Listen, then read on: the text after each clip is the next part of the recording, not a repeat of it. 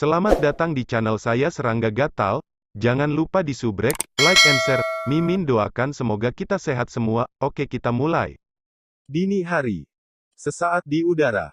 Kemudian sepasang kaki giok itu tampak kelelahan dan jatuh ke kasur empuk. Di kepala tempat tidur, Cha Jin menjulurkan kepalanya dari selimut tipis. Kabur, gambar menggambarkan apa yang mengedipkan mata seperti sutra. Sudah subuh. Su Yi menarik keluar dari selimut, dan ketika dia melihat cahaya pagi yang redup masuk dari kisi jendela, dia tidak bisa menahan diri untuk sedikit terkejut. Kali ini diperbaiki 2 kali, apakah malam ini bermasalah lagi? Menghela napas dengan emosi, Su Yi berbalik dan bangkit. Setelah mandi, Su Yi, mengenakan jubah longgar dan bersih, berdiri di depan danau di halaman, mempraktikkan teknik penempaan Songhe seperti sebelumnya. Ia melakukan kultivasi ganda dengan Little Yin yang harmoni teknik. Daomen memang bermanfaat untuk kultivasi. Merasakan gerakan Qi di tubuhnya, Su Yi mau tidak mau mengangguk diam-diam, dan dia berkultivasi 2 kali dalam 1 malam, yang membuat kultivasi tingkat pertama tuannya lebih rajin. Penggunaan yang luar biasa, tidak hanya membuat orang merasakan esensi, tetapi juga membuat orang tidak merasa bosan berkultivasi. Dapat dikatakan bahwa tubuh dan pikiran bahagia, dan roh dan jiwa memiliki telah sangat meningkat dari penghiburan. Tidak mengherankan bahwa baik itu Taoisme dan Buddhisme, atau Konfusianisme dan Mozong, atau banyak aliran di dunia, ada tradisi Taoisme yang berkaitan dengan kultivasi ganda. Tentu saja, karena ini adalah kultivasi ganda, baik pria maupun wanita dapat memperoleh manfaat darinya.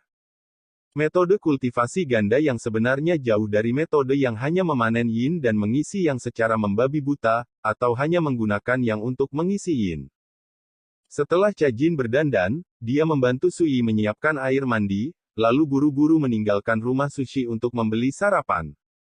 Setelah berkultivasi, Su Yi berbaring malas di kursi rotan, menghadap ke danau Zamrud, meniup angin pagi, menyipitkan matanya dengan nyaman. Tak lama kemudian, langkah kaki terdengar di luar halaman.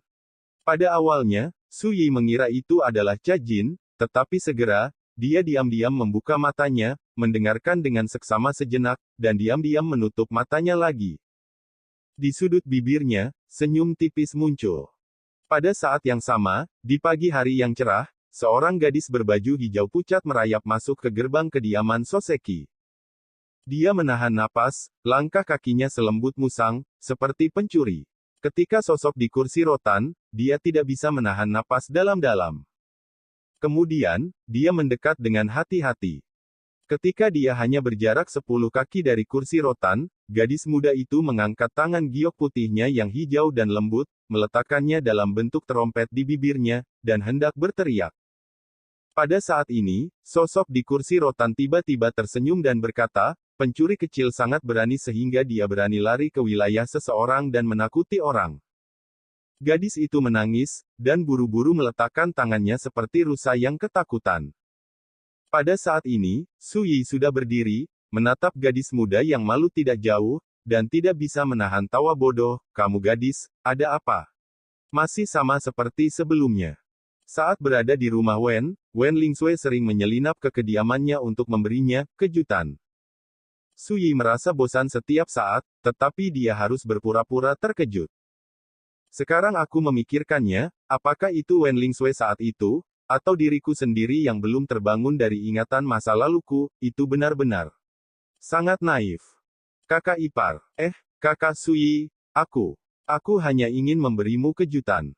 Wen Lingsui bingung dan terbata-bata. Su Yi tertawa, dan seperti sebelumnya, dia mengusap kepala gadis itu dan berkata, oke, kamu masih bisa datang menemuiku, itu kejutan terbesar. Dia mendengar Wen Lingsui mengganti namanya. Hanya saja dia tidak peduli dengan ini, itu hanya judul, selama gadis itu mau, dia bisa menyebutnya apa saja. Kakak ipar, tidak, kakak Su Yi, kamu tidak marah padaku.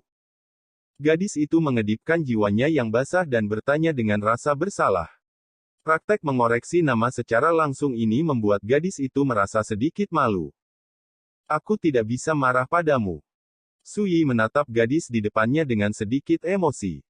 Sudah lama aku tidak bertemu, penampilan gadis itu semakin berair, dengan sanggul tinggi, pinggang ramping dan leher yang indah, kulitnya seperti krim, dan dia mengenakan gaun yang disesuaikan. Memicu sosok anggunnya seperti kembang sepatu yang segar dan unik. Suci, lincah, anggun, dan cerah. Hanya melihatnya, orang-orang merasakan semacam kekuatan yang kuat, indah, dan tidak seindah wanita cantik.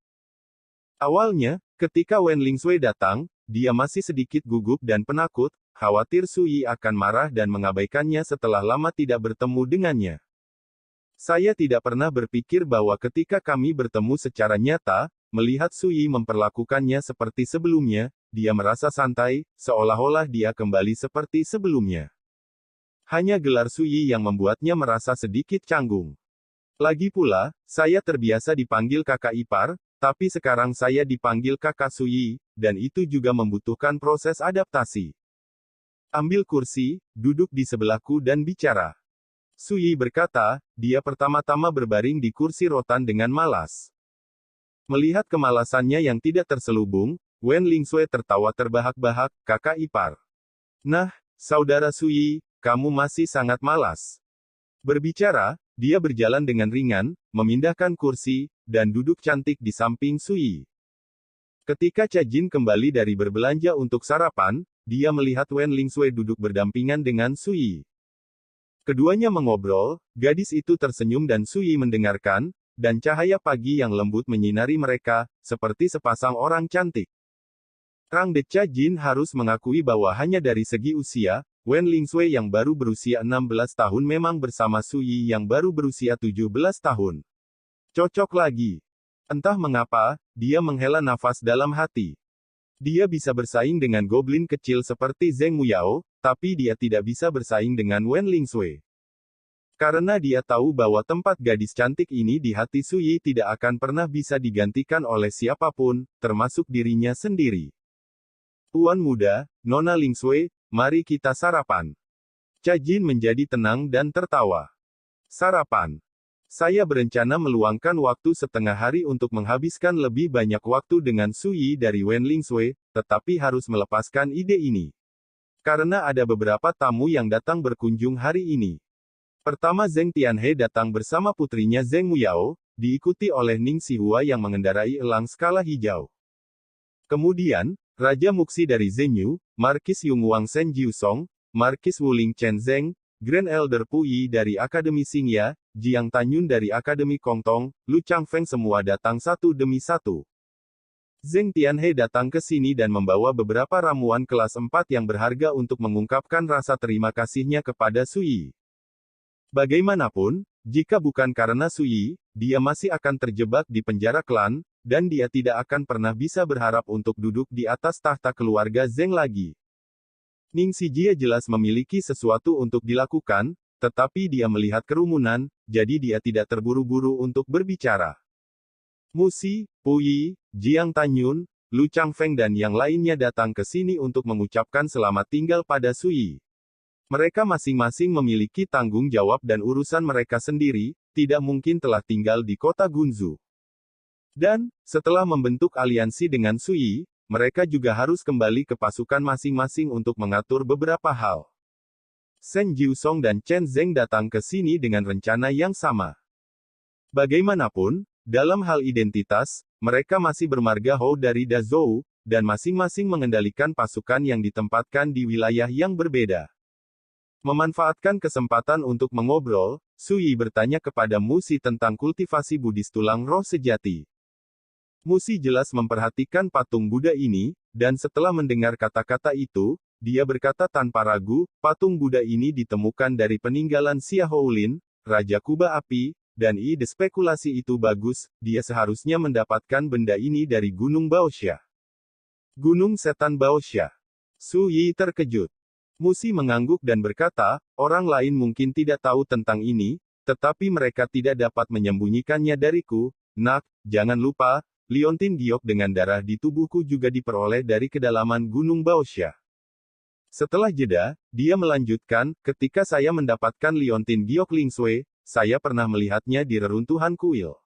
Patung Buddha yang serupa. Namun, patung Buddha itu tingginya sekitar 10 kaki, rusak parah, dan kepalanya hilang. Tangannya bertautan di perut untuk meremas cetakan teratai, dan punggungnya juga melengkung. Naga asli lega. Sejauh yang saya tahu, Xia Houlin secara pribadi pergi ke Baocha Yaoshan untuk mencari peluang beberapa tahun yang lalu. Oleh karena itu, saya berani menyimpulkan bahwa patung Buddha seukuran telapak tangan yang didapat Xia Houlin berasal dari Gunung Baocha. Setelah mendengarkan, Sui mengangguk dan berkata, jika kamu mengatakan itu, ada misteri besar yang tersembunyi di kedalaman Gunung Baocha. Musi berkata sambil tersenyum, jika putranya ingin pergi, aku lebih suka pergi bersamamu. Mendengar ini, Ning Siji di satu sisi bergerak di dalam hatinya, dan berkata, saya juga telah pergi ke kedalaman Baocha Yaoshan untuk menjelajah, jika seorang rekan tahu pergi, itu dapat dihitung. Saya salah satunya. Sui memikirkannya dan berkata, pada hari keempat bulan keempat April, saya akan berangkat ke ibu kota Giok. Dalam perjalanan, saya akan melewati Baocha Yaoshan ini. Jika kalian berdua mau, kamu bisa pergi bersamaku. Musi dan Ning Siji saling memandang dan setuju dengan senang hati.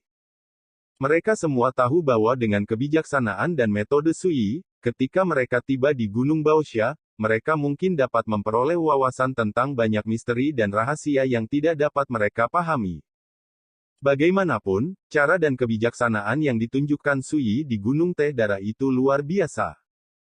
Seolah-olah ada hal-hal aneh dan tidak normal di dunia ini yang tidak bisa lepas dari pandangan mata tajamnya. Dalam kasus ini, berjalan-jalan dengannya saja sudah cukup bermanfaat bagi mereka. Sui memikirkan satu hal lagi. Markis Wuling, jangan terlalu tergesa-gesa saat mengolah penyempurnaan roh tempur campuran, jika tidak, akan sangat mudah untuk menerima serangan balik, ingatlah untuk mengambilnya perlahan. Sui memandang Chen Zeng dan berkata, jika saya mengharapkannya dengan baik, dalam waktu kurang dari 3 bulan, dengan metode ini, cukup bagi Anda untuk kekuatan jiwa sepenuhnya disempurnakan. Pada saat itu, beberapa kenangan dalam kekuatan jiwa itu juga akan diperoleh oleh Anda. Kenangan ini akan sangat berguna bagi saya, jangan lupa untuk memberi tahu saya. Jika Anda bisa mendapatkan ingatannya, Anda dapat memahami beberapa hal tentang dunia tempat biksu dunia lain ini berasal. Chen Zeng dengan sungguh-sungguh setuju. Tidak lama kemudian, Zenyu Wang Muxi dan yang lainnya pergi satu demi satu. Di halaman, hanya Ning Sixi, Wen Lingsui, Cha Jin, dan Zheng Muyao yang tersisa. Iya. Setelah melihat Wen Lingsui dan Cha Jin, Zheng Muyao merasakan krisis yang kuat tanpa dapat dijelaskan dan bersikeras untuk tetap tinggal. Sui tidak keberatan, dan Zheng Tianhe secara alami tidak akan mengatakan apa-apa. Dengan pengalaman hidup Zheng Tianhe, bagaimana mungkin dia tidak melihat bahwa putrinya memiliki beberapa pemikiran tentang Sui. Namun, dia tidak optimis dengan hubungan yang hancur ini. Alasan mengapa tidak ada keberatan adalah karena putrinya telah tumbuh dewasa, dan dia dapat berjuang untuk masalah emosional. Lagi pula, dia masih muda, dan tersandung secara emosional bukanlah hal yang buruk. Terlebih lagi, lebih dekat dengan Sui, bahkan jika kita tidak bisa bersama pada akhirnya, itu adalah hubungan yang baik, dan Sui tidak akan memperlakukannya dengan buruk. Sui tidak tega berspekulasi tentang hal-hal halus ini, dia memandang Ning Sihua dan berkata, kamu di sini hari ini, jadi kamu tidak bosan menjadi tamu. Iya. Ning Siji ragu-ragu sejenak, lalu berkata dengan suara rendah, saya tahu saya tidak bisa menyembunyikannya dari sesama Taois. Saya di sini kali ini karena saya benar-benar memiliki sesuatu untuk diminta. Sui berkata, ada apa? Ning Si berkata dengan cepat, sebulan yang lalu, seorang teman saya pergi ke kedalaman Gunung Monster 10.000 gu untuk mencari peluang, tetapi ketika dia kembali, dia menemukan sesuatu yang salah dengan tubuhnya. Masalahnya diduga bahwa dia telah terlibat dalam semacam sihir aneh, dan dia koma untuk waktu yang lama dan tidak bangun, dan ada banyak pola hitam aneh di kulit, yang seperti tato. Saya mencoba berbagai cara untuk membantunya sembuh, tetapi tidak berhasil. Satu-satunya hal yang pasti adalah bahwa di dalam tubuhnya, ada, hidup, yang mencurigakan, kekuatan aneh terus-menerus menyerang dan melahap vitalitasnya. Pada akhirnya, kekhawatiran mendalam muncul di alisnya. Sui menjadi tertarik, dan berkata, jadi, luka aneh di tubuh temanmu berasal dari kedalaman gunung monster 10.000 gu. Dia pernah mendengar Ning Si berbicara tentang gunung monster 10.000 gu. Gunung iblis ini terletak di perbatasan barat Dazu. Ada rawa berdarah di kedalaman gunung ini, di mana tulang-tulangnya mengapung dan tenggelam, dan kabut serta kilat saling terkait. Ning Siji pernah menerobosnya, dan kebetulan melihat sebuah altar yang diukir dengan totem burung dan binatang kiwi. Di altar, tengkorak seputih salju diabadikan. Pada saat itu, Ning Siyu hanya melirik ke kejauhan, dan pikirannya hampir dikejutkan oleh kekuatan yang tidak terlihat dan aneh, dan dia juga menggunakan beberapa metode rahasia untuk memaksa jaga agar garis depan tetap terjaga dan mengungsi dari tempat itu secepat mungkin. Semua ini telah lama menarik perhatian Sui, dan sekarang saya mendengar Ning Si berbicara tentang pertemuan temannya di kedalaman gunung monster 10.000 gu, mau tidak mau juga membangkitkan rasa ingin tahu. Ning Si Jia mengangguk dan berkata, pasti begitu. Sui bertanya, di mana temanmu sekarang? Ning Si berkata, ada di Akademi Tianyuan. Sui berkata, bawa dia ke sini agar aku bisa melihatnya sendiri. Ning Si Jia tiba-tiba menghela nafas lega dan tersenyum, aku akan pergi sekarang. Lagi pula, dia sudah menunggangi elang bersisik hijau. Sui menghela napas panjang, dan memejamkan mata sambil berbaring di kursi rotan. Dia tidak pernah menyukai keramaian dan hiruk-pikuk, dia juga tidak peduli dengan hubungan manusia. Dibandingkan dengan ini, dia lebih memilih kehidupan yang tenang tanpa gangguan. Tapi dia juga tahu bahwa ini adalah praktik memasuki dunia ini penuh gejolak, dan ada belenggu yang tak terhitung jumlahnya di dunia. Sama seperti 2 hari ini, Soseki Residence miliknya menjadi sangat ramai. Ini tidak baik atau buruk, selama suasana hati Anda tidak terbebani oleh belenggu ini, dimanapun Anda berada, Anda dapat melihat ke bawah ke awan su, merasa nyaman. Tidak lama kemudian, Ning Siji menunggangi elang bersisik hijau, menggendong seorang wanita berpakaian abu-abu di lengannya. Kulitnya pucat, matanya tertutup rapat, dan napasnya lemah. Wanita berbaju abu-abu ini terlihat sangat tampan, dengan fitur wajah seperti pisau dan kapak, alis seperti gunung yang jauh, bulu mata seperti kipas, jembatan hidung terbalik, dan penampilannya sangat bagus.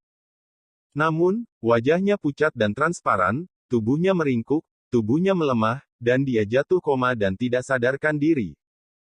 Ning Siyu berkata, teman Taois, ini temanku, bernama Lan Su, dari Sekte Pedang Dakin Nanhua. Sebelum dia bisa selesai berbicara, Su Yi melambaikan tangannya dan berkata, penting untuk menyelamatkan orang, bawa dia ke kamarku dulu. Berbicara, dia berbalik dan berjalan menuju paviliun. Ning Si Jia mengikuti.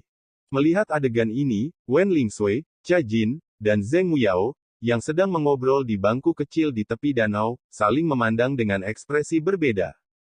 Lingsui, apakah kamu melihat penampilan wanita yang dibawa oleh Palace Master King Ning? Dia terlihat sangat cantik, bahkan jika dia dalam keadaan koma.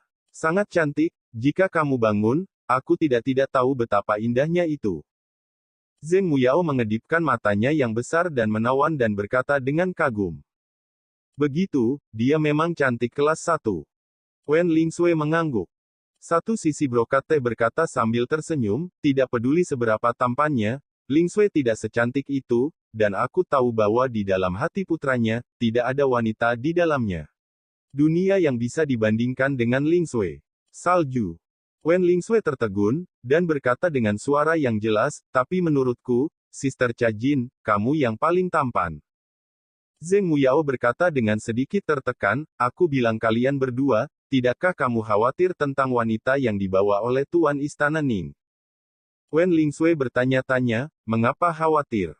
Zheng Muyao dengan hati-hati menganalisis, dengan metode Paman Su, luka wanita itu pasti akan sembuh. Ini adalah anugerah yang menyelamatkan jiwa. Jika wanita itu setelah dipindahkan, apa yang harus saya lakukan jika saya suka Paman Su? Mungkin untuk membalas kebaikanku, aku harus berjanji pada diriku sendiri. Apa lagi yang terjadi? Wen Lingsui tinggal sebentar. Cha Jin melirik Zheng Muyao dan bercanda, bahkan jika ini terjadi, itu tidak ada hubungannya denganmu, Xiao Yao, apa yang kamu khawatirkan, apakah kamu masih takut padamu? Su dimakan. Saya. Zheng Muyao merasa dadanya sesak dan mau tak mau berkata, aku tidak tahu apakah wanita itu akan memakan Paman Su, tapi aku tahu, setiap kali kamu melihat Paman Su, kamu sepertinya kamu ingin makan Paman Su. Suara itu sedikit cemburu. Cha Jin tertegun sejenak, wajahnya yang seputih salju dan menawan memerah, dan matanya yang indah dipenuhi rasa malu. Wen Lingsui melihat ini, dan buru-buru bertindak sebagai orang tua untuk menghibur keduanya. Dia keren dan pintar. Dalam percakapan tadi, dia bisa melihat bahwa Zheng Muyao dan Cha Jin diam-diam berkelahi satu sama lain, berdarah untuk tat, dan mereka tampaknya ingin saling menghancurkan. Dia juga melihat bahwa pertarungan antara Cha Jin dan Zheng Muyao semua karena Su Yi, yang membuatnya tertawa lagi dan berkata karena khawatir. Kakak ipar. Tidak, sepertinya semakin banyak wanita di sekitar saudara laki-laki Su Yi. Ini bukan hal yang baik. Pada saat ini, ketiga wanita itu memiliki pemikiran mereka sendiri. Dan lantai 2 paviliun. Wanita bernama Lan Su itu dibaringkan di tempat tidur. Lihat ini, rekan Taois. Ning Xiu mengangkat lengan baju Lan Su, dan melihat warna hitam pekat di kulit sepasang lengan gioknya, yang seperti sepasang es dan salju. Pola-pola aneh terjalin dan terjalin satu sama lain, seperti cacing tanah bengkok, mengejutkan.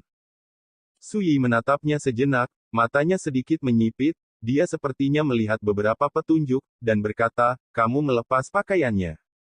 Hah?